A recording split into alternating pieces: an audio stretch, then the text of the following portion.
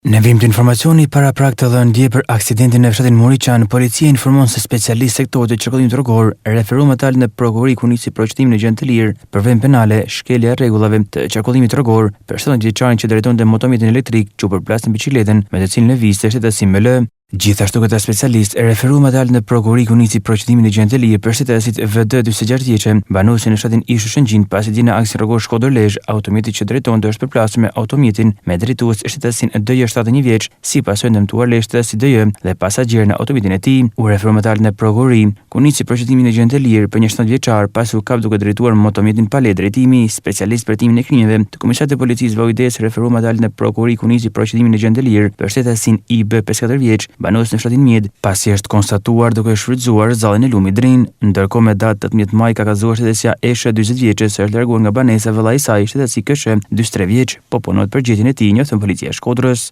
Mandat për shtyrjali i kaluar në prokurorisë pranë gjykatës së shkallës së parë të jurisdiksionit përgjithshëm Shkodër për veprimet e mëtejshme.